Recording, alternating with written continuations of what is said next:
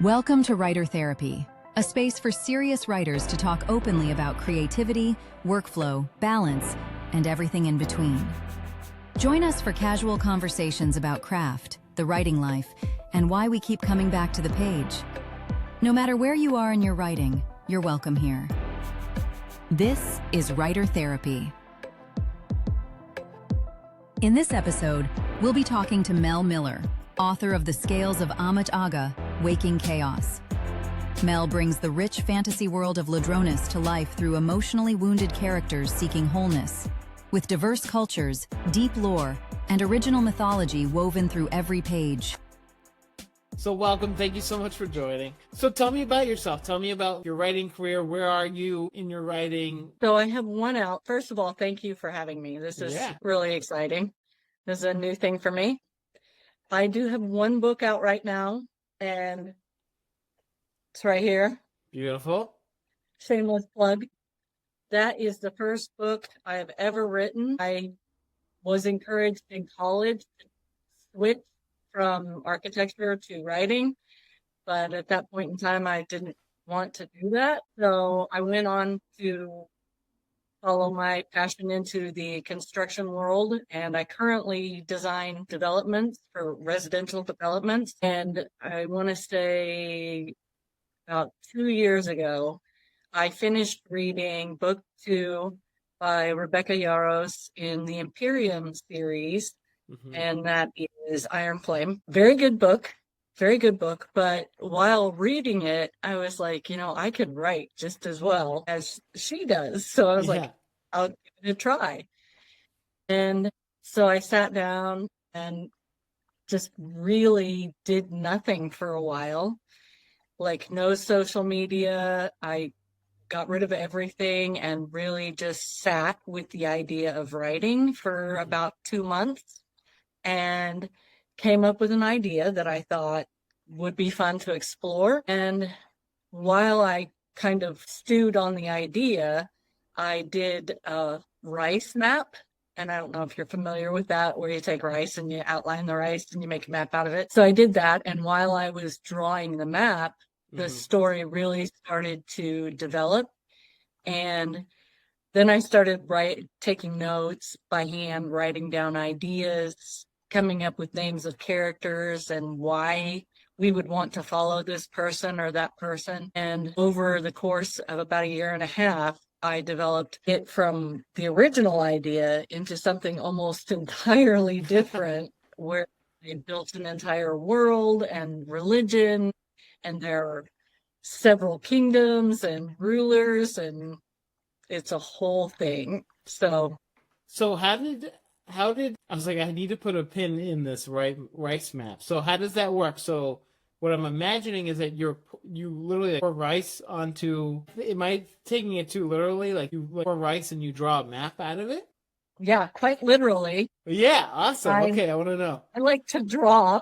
Yeah. And so I have this big sketch pad.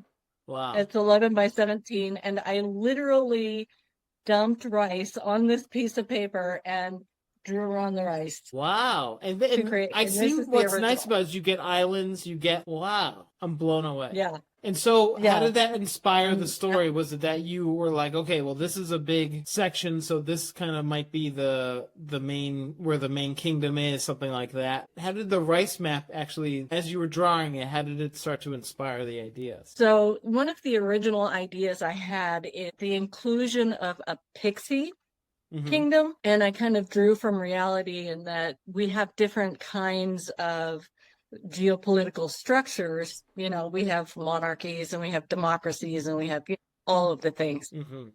And so as I'm drawing this map, I'm like, well, maybe this big piece of land is home to one tribe of Fae, and maybe this little island is home to everyone, where everybody just gets along. And, so it just kind of drove the story from there. Love it.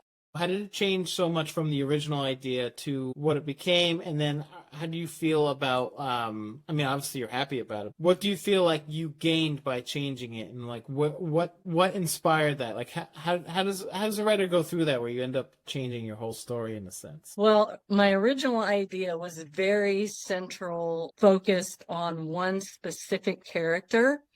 And as the bigger story developed and kind of gained depth and a character and life of its own, I came to understand that it was just too much of a story for one little girl to carry all on her own. And because there were so many other points of view that go into the story, it became less of a, I guess, focus on one character and more a focus on the world as a whole. And so I had to start developing other characters and making people that mattered to the story Right. and people would want to read more about and maybe connect with. And so the original idea was, well, we're going to follow this little girl who, starts off with this huge burden from the get-go, and we're going to follow her all the way to where it closes and she gets closure. But there are a whole lot of other steps that happen between that moment and the end.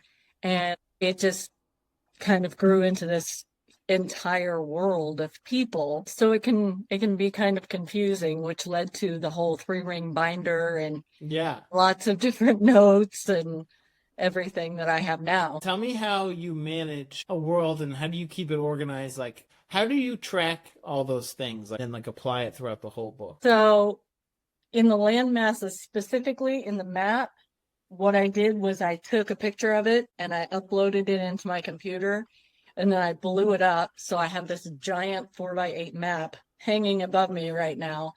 So as I'm writing, I can literally track where people are moving through the world. And I have the file folders like this that I have so many notes in. And I have one dedicated specifically to the people, all the way down to their pedigrees. I have like the royal family pedigrees mapped out so that I can throw back into history.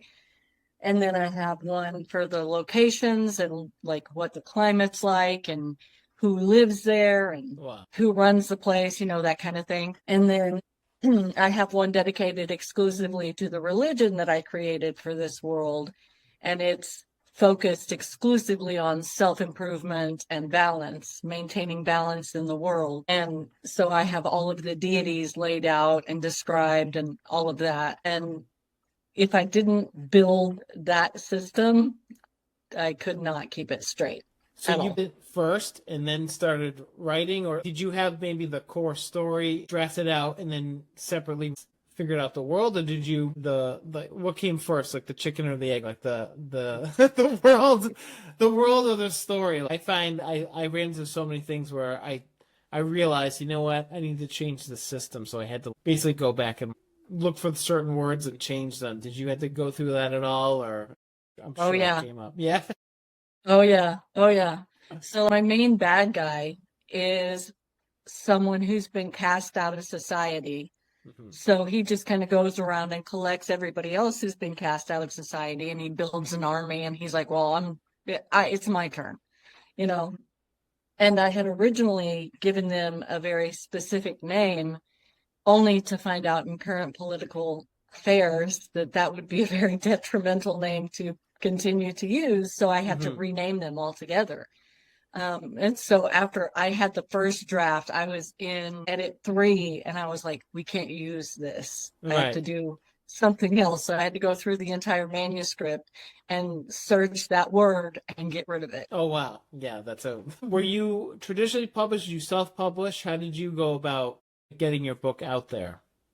And then actually before that, do you edit it yourself or did you hire an editor? I edited it myself, and I'll have to admit that when I came up against the strict parameters on Amazon, I had to be very surgical in my editing to make sure that I kept the story true, but kept it short enough to fit in an Amazon book. So what's the parameter? Like the word count? No, it has to be at max 550 pages. Like printed, I see. And Mhm. so do you Yeah. think people get around that by just making the font smaller? Actually, yeah, there are some tips Yeah. and tricks, and one of them that I found to be very useful is to not use any of the traditional fonts that are available in Word, but use one exclusively available for Amazon print. And it's Amazon Endura or something like that at font 10. And it will read comparable to Times New Roman at 12. Wow, interesting. Yeah. Yeah. That's a hot tip. I like that. That's good. So, Yeah. how was the self-publishing process? Can you give me the before, during, and after of it? So, what's it like to ramp up to publishing it, and then what happens afterwards? I've never done any publishing, so I'm completely Oh, newbie gotcha. here. Yeah. I hadn't either. Yeah. At all. I will say one thing about Amazon's self-publishing interface. There are a lot of facts available, a lot of tips and tricks, a lot of community-based advice that's available for free. And I did lean on that quite a bit. Ramping up to first publishing, I really thought I had it dialed in. I really thought it was great. I went ahead and clicked publish, and then I got the ebook version downloaded, and I was like, oh my gosh, I really got to fix this formatting Oh wow. because it did not read well on Kindle. And so I had to really do some research and find out how to make it right, which I did. And then I published it again, and it was formatted perfectly for Kindle. And I ordered my first physical copy, which is behind me, only to find out not so great in print. Uh-huh. So you actually, when you go to print or go to publish on Amazon, what you need is an ebook copy of your manuscript that is formatted perfectly for Kindle. And then you need a second copy of your manuscript that is formatted for print. Mm-hmm. And that the ideal size for Amazon self-publishing is 6x9. Okay. All right. And then So, do you have like an audiobook, or is that like in the works, or is that a plan of yours, or for now it's tabled? so I was actually surprised to find out after the fact that Amazon did an audiobook for me. They did? All automated. I had no idea it was happening. Wow. Well, that's good. Yeah. And you'll get sales from that. That's amazing. And so it becomes a matter of like self-promotion after that. Is that right? Mhm. And how long ago Yeah. did you publish? September 19th of last year. Okay, great. Oh, wow. And so what's now the writer's journey? I assume, are you going to be doing a book 2? Yes, well, I had originally started after finishing book 1. I thought, okay, I got all this momentum. I'm going to go and I'm going to blast through book 2. And I was going pretty good, going pretty strong until I hit a critical point in the story. And I was like, I don't know how to tell what happened to get us to this point without telling what happened to get us to this point. And I realized that I had kind of glossed over a whole lot of information. And so even if it never gets released in a book of its own, I have to write that journey for one specific character that really catalyzes the main conflict in book 2. So if you don't know how they got to the main conflict, then you don't understand the conflict. And I kind of hit a wall with that realization. And so I've got book 2 technically on hold, may become book 3. I don't know. I see. But I'm currently writing that overlap between what happens in the first book and what happens in the second one. I see what you mean, where you're saying like there's a chance it might not be a book. Do you mean like sometimes you got to write something just so like you know it as the author? Is that the idea? Like Yeah. I've heard that where my book started at 300,000 words and now I've brought it down to 200,000 and I'm like trying to get it even smaller. But what's nice is, yeah, you know all that information, like all those notes you have, you are the absolute pro on your world, and it'll probably show on your work. You're published, you have the book out there. What is promotion like? What's that like for a self-published So the author? number one first step I did was after I made sure that the print copies looked right, I ordered a copy, or I actually ordered a handful of copies, and I went to my local libraries and I was like, "Do you want this book?" And they were like, "Yes." Nice. So that was the first thing I did. And then I went to some local mom and pop bookshops here where I live. And I was like, "Hey, do you want to sell this book?" And they were like, "Sure." And so I Awesome. haven't gained a lot of traction that way yet, but I've also, just talking to people and letting them know that it's out there, and, using social media as much as possible. I have noticed that in my day job, I have to work with a lot of trades in order to build a house, right? And Hmm. so along this journey, one of the biggest things that I've discovered is that there are all of those similar trades. This journey has trades of its own that you That's have right. to work with to get it to go anywhere. So I am learning, about book trailers and Ingram Spark and all of these other platforms that you can self-publish on and do promotions through. And I'm also figuring out that there are a lot of people who want to sell you a bogus product. Yeah. And yeah, just kind of take advantage of people who are trying to launch a career in writing. I see there's so many, they call them vanity Mm-hmm. publishers. That's the, that's predator, because even I, like, before I even wrote a book, I remember I said something out there about a book I wrote like a couple years ago, and, they email you like, "We think you're so talented and so amazing, blah, blah, blah." And so it really, like, for a minute, you're like, "This is amazing. Here's my moment." And it's really predatory. It's awful. Yes.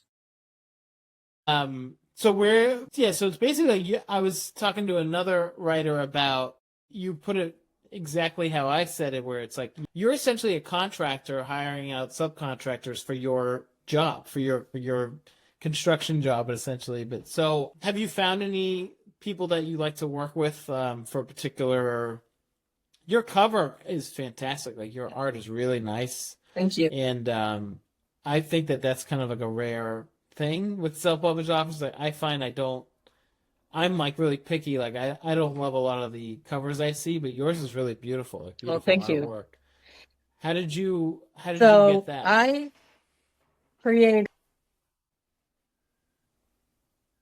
at the top of each of my chapters, you get an Hmm. image of the location where the chapter takes place. Cool. I can't find a page right off the bat. But on Yeah. my cover, this is one of the palaces in the world, and this is known as Raven's Bastion. And I have this Hmm. sketch in the book at the top of every chapter that begins at that location.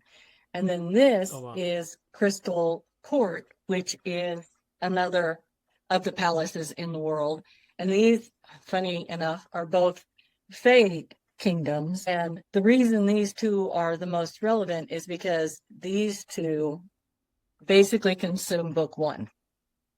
And Hmm. so these are both drawings in my book. And then the map is the background that I showed you earlier.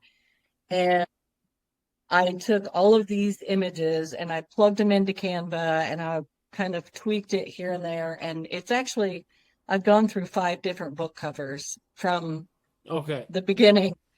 And this is really just a refinement, not only of the idea of the story, but how to express the story in a single, condense it into a single image that makes people go, "I want to check that out." Yeah. Yeah, I'm getting the sense of two warring kingdoms. Is that, like, I'm just giving my, like, rough impression. Yeah. Is that the idea? Yeah. Sorry. So did you do the artwork and then kind of enhance it with Canva, or design it through Canva? Is that the idea? You did the Yeah. that artwork? Yeah. Wow, it's really So stunning. It's I really did the nice. sketches of the palaces, and I can tell you that working through Canva, they look a lot better than the sketch. But Hmm. yeah, everything on the cover is basically an element that I drew and then enhanced in Canva, like the map. The map doesn't look aged at all. That was an effect that I was able to apply. But yeah, I just took a bunch of elements and put them together into this cover. And I will tell you, though, that my ideal cover would have them opposing each other, like literally. One would be at the top of the page and the other would be at the bottom, and they would be pointing to each other. But I just couldn't make that work in Canva. I'm having to learn a lot of different software and other things to make this happen. Have you played with like AI at all for getting alternative looks or even, I mean, the style you have there, the art style, I find is very like unique and but nice, like in a good way. Like, one thing about AI I know is you can kind of adapt your style to other pieces of art, if that makes sense. Have you played around with those kind of tools yet, or is that I have played around with AI for a little bit. I have been given the suggestion that I should plug my manuscript into Claude and see if he comes up with anything, and I can't. Yeah, I understand. I've played around with it. I've had to do it for work. I'm a videographer, photographer, so I've had to do it for clients. You know, they'll have an old logo that I have to upgrade, you know, for example. So it's nice for tools where you want to quickly visualize something or something like that. Okay, so then now tell me about your writer life versus your real life. So you work a full-time job in construction, right? I design residential developments. So the person who picks out the plan, the floor plan, and then I do the rendering to make the house, you know, sit on the land that we're going to build on. And then I mark up the whole proposal and convince people to let us build in their neighborhood. So how do you balance? When do you write? How does that work? Tell me your schedule. I am lucky in that I can work from home. As the director of construction, I can work from home. My boss is actually in a town a few miles away, so everything we do, except site visits, is pretty much virtual.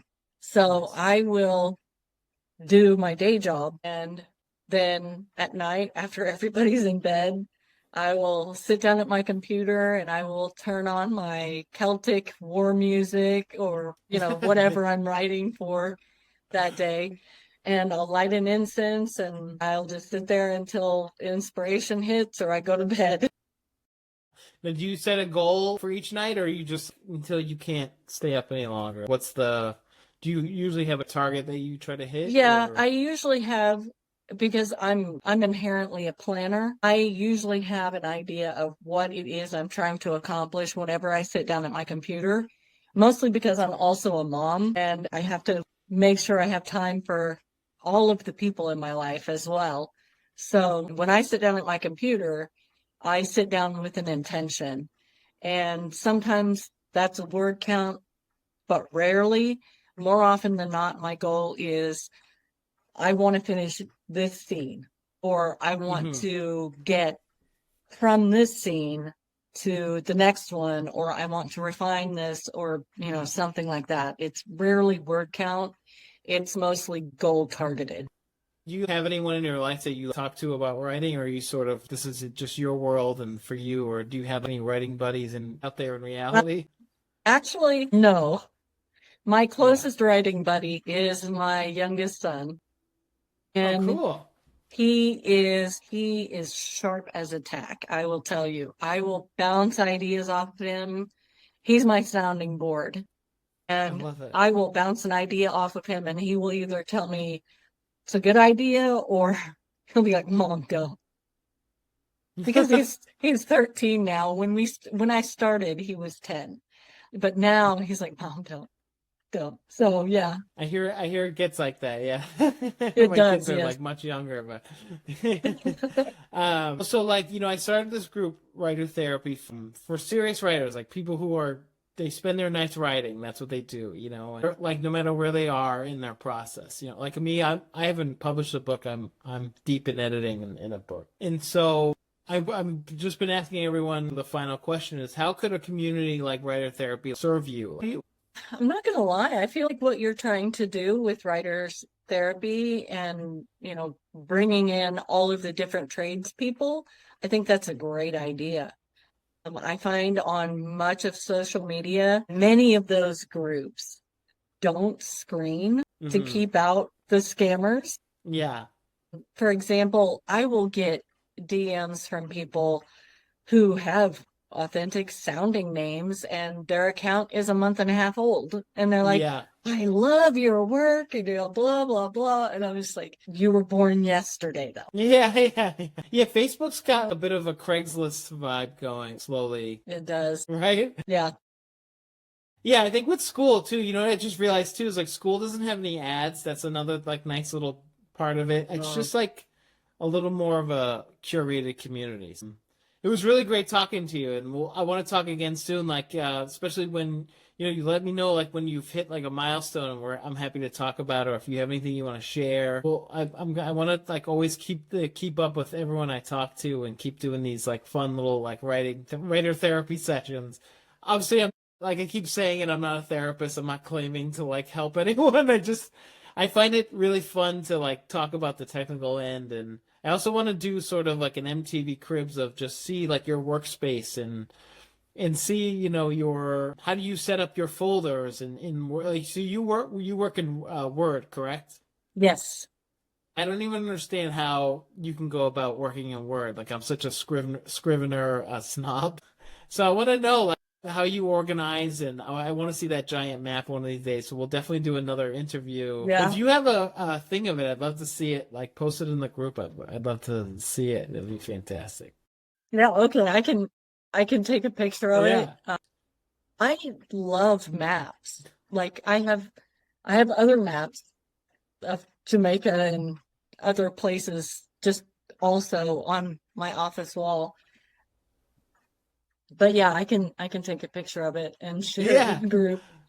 It took me about 4 hours to print it out and put it all together because it's all 8.5 by 11 that I trimmed and taped together, But that's smart. I mean, it's so yeah. I mean, I have a dual monitor set up, and on one I will have, either an image of the location or the kingdom. I'll have some note pulled up on one monitor and I'll be writing on the other. Nice. And so I have all of these cues around me at all times to help me write. And you get the music too, getting the vibe going. I love that. Yeah. That's mostly to keep the dogs from thinking I'm available. Well, thank you so much. It was so nice meeting you, and it's been fun chatting with you in the group too, in writer therapy. It's been fun. Yeah, it's been a blast. Thank you again for having me on here. You can learn more about today's guest in the description and show notes. Connect with Tim on Instagram at Writer Therapy Sessions or Timothy Columba Writes. If you enjoyed the conversation, please like, rate, subscribe, and share to help our guests reach new readers and help others discover the show. Thanks for listening, and we'll see you in the next session.